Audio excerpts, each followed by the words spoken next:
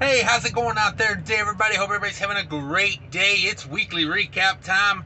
If you don't know, I try to do one of these every week. Sometimes I get behind on them, but I don't skip weeks. We just, sometimes do two in a week. Sometimes we don't do them in a week. That's how it works. I'm on an 80-20 split carrier. We split everything 80-20 most of the time. The tow new and the detention, I get all that at 100%. Everything else, we split 80-20. I don't talk about my carrier. If you want to find a similar situation, find yourself a good local carrier to you that needs good drivers to lease onto. They are out there. You just got to look around. You don't have to lease your truck onto a mega carrier. I prefer you don't work for a mega carrier at all unless it really works for you, because it didn't work for me the times I tried it. But my advice is find yourself a good local carrier and lease onto them. When I lived in Tennessee, that's what I did. When I moved to Minnesota, I did the same thing up there. I am based out of Minnesota, and I like to do this. I like to go from Minnesota out, 1,000 to 1,500 miles, and I like to come right back to Minnesota because, number one, it allows me time at the house more often, and it also my good customer base and people I know and my contacts are in Minnesota. So that's how I do it. That's why I prefer to do it. I've got a few lanes that I work, like Minnesota to like Eastern Pennsylvania or New Jersey, Minnesota down to the Carolinas, Minnesota down to Georgia, Florida, and Minnesota down to Texas, Louisiana area. Those are my main lanes I run. I don't go out west very often. Last time I went to California was probably a year and a half ago. If it ain't perfect, I ain't going. I don't run out west in the winter. It just ain't my thing. So let's get to the numbers. These are reefer loads. If they're not reefer loads, I'll let you know they're not reefer loads. I do pull a reefer trailer. My trailer is free of charge through the carrier I pull from. And they keep me in a pretty nice trailer, so it's a good part of the 80-20 split that I benefit from. Now let's talk about these loads, and I like to break down the loads I did, why I did them, how they worked out, little things like that. We'll get into all of it. If you have any questions, do me a favor, drop them in the comments section. I try to read all comments and reply to the ones that offer questions. So, we're trying to help and build a community here. That's what I'm going for. If you want to, come join me for a live show. That is probably the best place to get good information, is one of my live shows.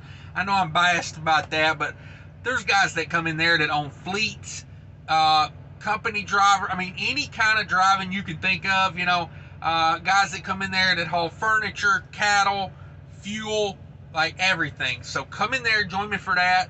If you need more information or want to learn about other things, great place to ask questions.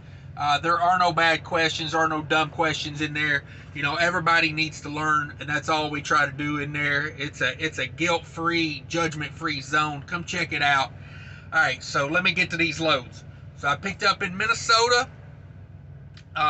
2 picks, 4 drops out east. We're going out east, in the Connecticut area. Okay, so I had 2 drops Connecticut, 2 drops Massachusetts. That's how that went. Now I ran back and forth, so either way. 40,000 pounds total, negative 10 degree load there. 34 deadhead miles on that, 1426 on the loaded for a total of 1460. That load pays $6,600. That's what I like to do, and that's what I do. So we get out there, and actually I was pretty pleased with the rates coming out of Massachusetts and Connecticut area. A lot of the times when I go out there, I come back to Minnesota, I'm looking at just 2,000, 2,200. Like, the rates off the far northeast are kind of rough, so that's why you get it going in, that 6,600 to go out there. I figure, hey, if I pair that up with, $2,000 coming back, I'm at like 8,600 for a week. There ain't nothing wrong with that. I can make money. I can live off of that. I've built a very fuel efficient operation here. If you don't know, I've got myself a Freightliner Cascadia Evolution I 2016 vintage. It's been a good truck so far. I do have super singles. I do base my operation on fuel economy. If it's not your thing, it's not your thing, but just know these numbers, when I go over my variable costs are based off a truck that is very fuel efficient. My last IFTA was 8.65 miles per gallon. If you'd like to know more about that truck, go back in my playlist and look up a video. I believe it is called Good Fuel Mileage is No Accident. I talk about the specs of the truck and all that. So if you need to know or want to know more about that, check that out. And coming back from Massachusetts, I went over and I picked up in Ayers, Massachusetts. Coming back to Belvidere, Illinois. Now, like I said, most of the time I come back to Minnesota.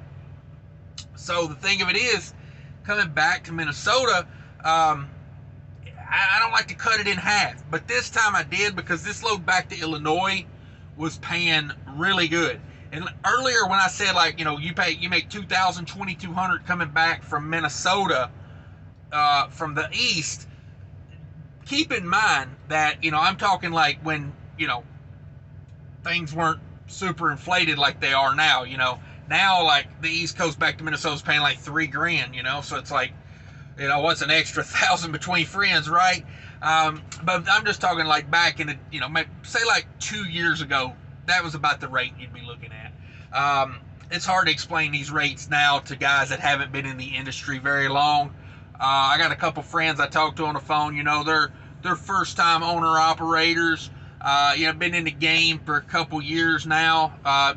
As far as trucking, they got years of experience in trucking, but as far as being owner operators, probably less than a year in the game. And you just, like, you can't explain some of these rates to them. When you take a $2 load, it's like, why would you haul freight for $2 a mile? It's like, I don't know. I based my business off $2 a mile 2 years ago. I thought I was doing pretty good. But, it is what it is.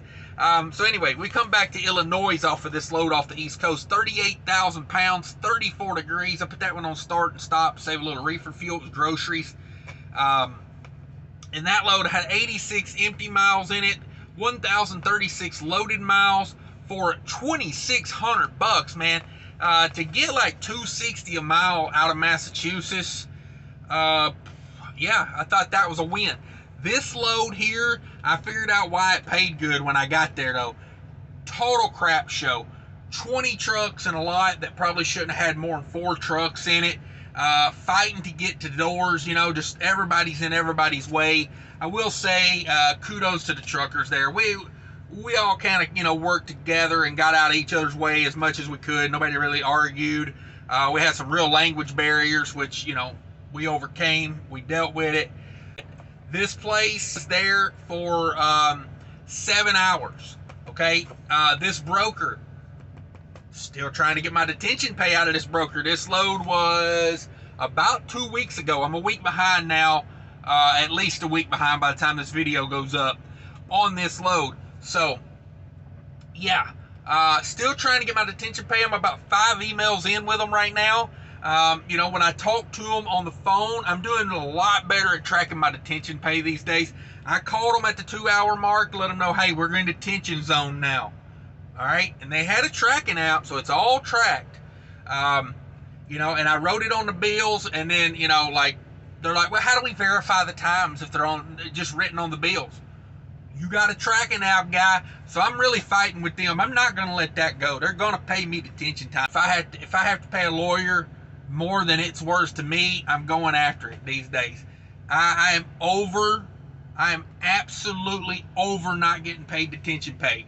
If I have to lawyer up and I have to pay money to the lawyers, eventually we gonna get it right. Eventually we gonna put our foot in enough asses that they gonna start paying detention pay. At least to me they will.